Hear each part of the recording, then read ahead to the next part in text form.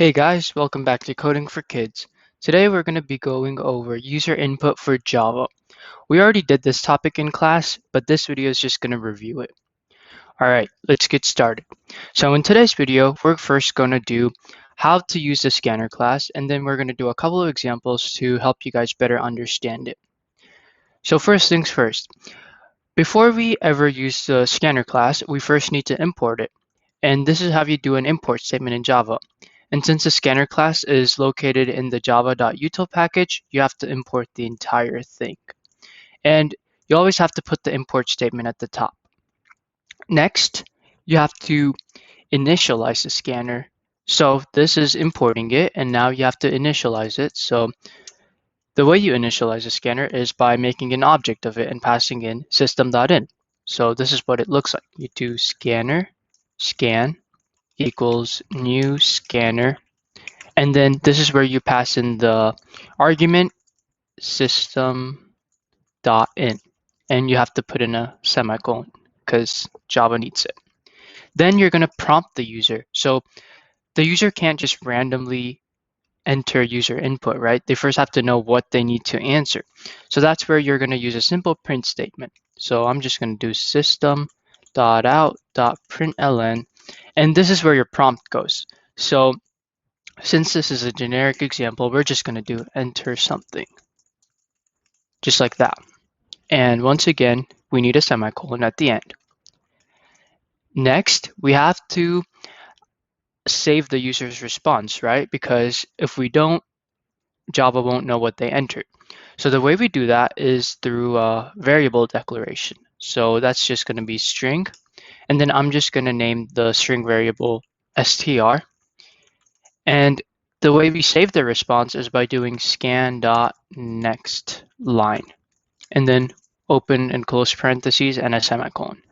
So basically what we're doing here is we're saving the user's input in the variable string, which is a string variable. Okay? Or we could also convert that response into an integer variable. So if you're asking the user to enter a number, then you have to convert that string variable into a number. So the way we do that is by typing in int user guess. So user guess is the name of the variable, and int tells Java what data type it is, and in this case it's an integer. And then we're going to do capital I integer dot parse int, and then we're going to pass in the string variable. So in this case it's called str, so we're going to pass that in, and then a semicolon. Okay, and this saves the user's input as an integer variable. So this step is basically optional because if the user is just typing in words, it doesn't make sense to save them as an integer variable. So you could probably skip this step most of the times, but you're going to have to do this step. All right, so these are all the commands that we're going to be using today to do our examples. So I'm just going to keep these here so that we can refer back to them, but I'm going to comment them out so that they don't run. Whoops, got it. That's an opening one. You have to close it. So like that. Okay, our first example is we have to ask the user for their name and then print your name is whatever they entered. Nice to meet you. Okay, so let's get started with this example. So first we have to make sure that all the code that we want to run is located in the main method. And in this case, it is. So that's good. So let's get started. So like I said before, you first have to initialize the scanner by making an object. So you have to do scanner scan equals new scanner, scanner, and then pass in system.in. So you don't have to know the technicalities of this. You just need to know how it works overall. Next, I'm going to ask the user for their name. So I'm going to do that through a simple print statement. So I'm just going to do system.out.println what is your name? Question mark. Just like that. And now I have to save their name in a string variable. So I'm just going to create a string variable called name. And I'm going to use the scan dot next line command in order to save their name in the string variable. So once I do that, Java now knows the user's name as the string variable name. So now we can use simple string concatenation in order to basically complete our task. So we have to do system.out.println, and then remember you always have to put strings in quotation marks. So we're going to do your name is space, and then we have to do the plus sign for string concatenation, and then we're going to put in name because that's what the user's name is, right? It's saved in this variable, so we're going to have to call that variable here. And then we're going to do another plus sign to add on the last piece. So we're going to do that and dot nice to meet you, just like that. And we can't forget the semicolon right there. Okay, let's run it and let's see if we did it correctly. Waiting. Oh, there it is. What's my name? My name is Pranav. So let's hit enter, and your name is Pranav. Nice to meet you. So as we can see, it works. So that means we used the scanner class correctly and we answered what the question wanted us to. So that's the code for this. So in order to make sure that this code doesn't interfere with our second task, I'm just gonna comment it out. So the way you do that is by a backslash asterisk and then an asterisk and backslash, just like that. Okay, now let's do the second task, which is, oh no, that's not where the second task is. It's right here. So this is a little harder because we're just doing a lot more with their code here. So once again, we have to make sure that we're putting the code that's supposed to run inside the main method. And if we look up here, we are doing that. So first, let's initialize the scanner. So we're going to make an object. So scanner, and I'm going to name the scanner scan siblings equals new scanner system.in. So since I'm making an object, I get to name whatever I want, or I get to name the object whatever I want. So in this case, up here, I decided to name the scanner scan, but here I decided to name this object scan siblings. Since there's multiple scanners, it's probably best to name them something that's memorable. Okay, next, after we initialize the scanner, we're going to prompt the user. So we're going to prompt the user through a simple print statement. So system.out.println how many siblings. Okay, just like that. And after we prompt them, we have to save the response in a string variable. So I'm going to make a string variable, and I'm just going to call it siblings because it's always important to name variables so that you know what they stand for. And then I'm going to do scan dot next line semicolon. And since siblings is actually a number, they're not going to enter the name of their siblings, they're going to enter how many siblings they have, which is a number. We have to not concatenate, we have to turn this string variable into an integer variable. So in order to do that, we have to use this parse command from up here. So I'm going to call this int siblings, and I'm going to just add a 1 next to it because we already have the variable name siblings up here, and we don't want to repeat the names of variables. So int siblings1 equals integer dot parse int, and then I'm going to pass in the string variable, which is just siblings, and then end it with a semicolon. So now Java is going to remember the number of siblings as this integer variable. Okay, that's just the first part of the task. Now we have to ask them what their favorite number is.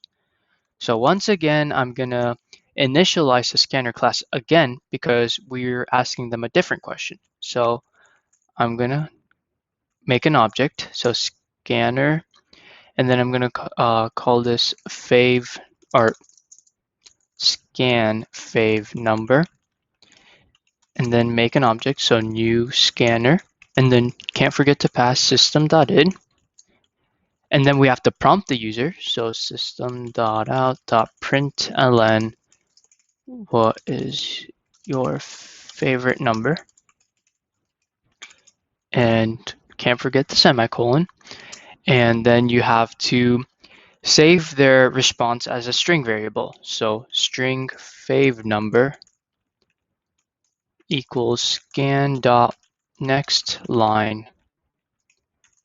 And then since their favorite number is going to be a number, we're going to convert that string variable into an integer. So int fave number 1 equals scan, or not scan, got to use this parse command. So integer dot parse int, and we're going to pass in that string variable, which is fave number.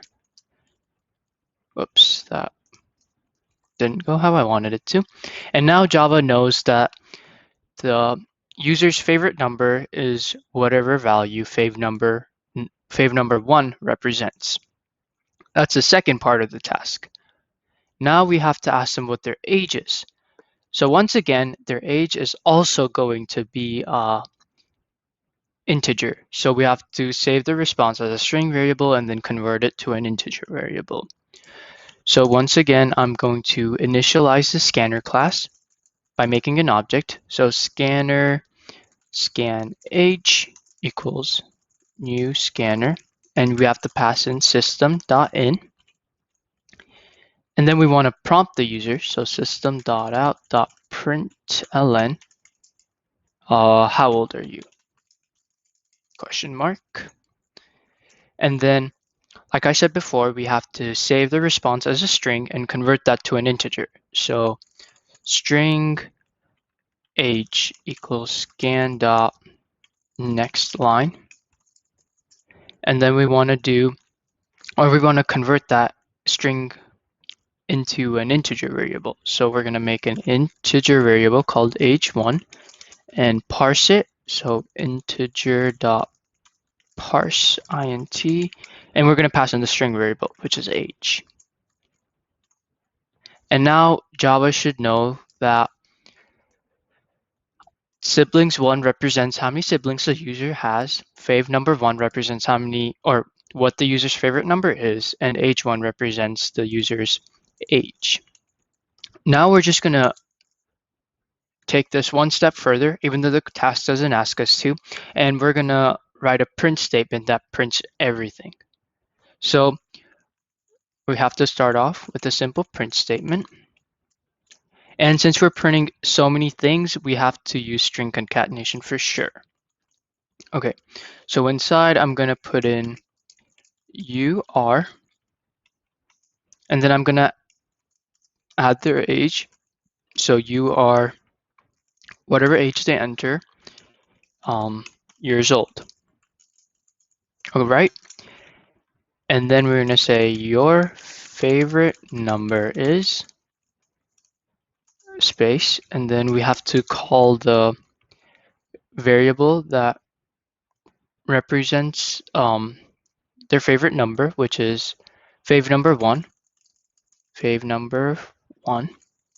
And we made a mistake here. So right here, I called the age, which is a string variable right here. So since we're printing, oh, actually, my bad. So since we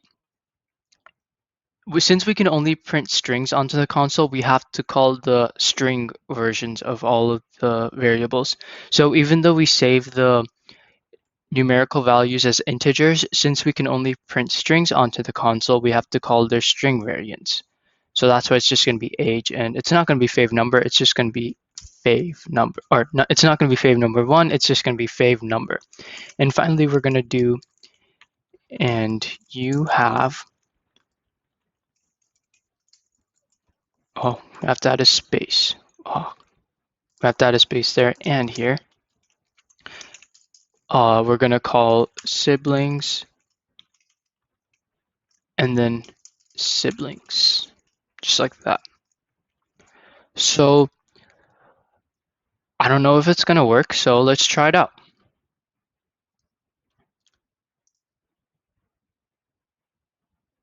Whoa. Oh, here's all the mistakes. So we can't use scan.nextLine because we named our scanner something else. So we're going to have to do scan siblings. Siblings. And then right here, we can't do scan because we named our scanner object scan fave number. So scan fave number. And then right here, we named our scanner scan age. So we're going to have to do that. So now let's run it and let's see if this works.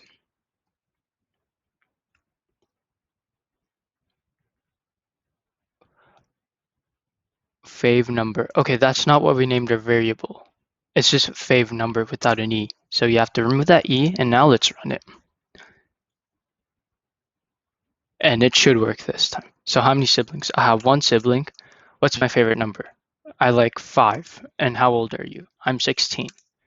So you are 16 years old, your favorite number is 5, and you have 1 siblings. Okay, so right here, we forgot to add a space here, which is why they're like squished together. So let's just add a space there. And we forgot to add a space here, so that's why it's squished there. And once we add a space there, it should all work out. So let's just run it again to make sure this works. How many siblings? Now I have 3 siblings.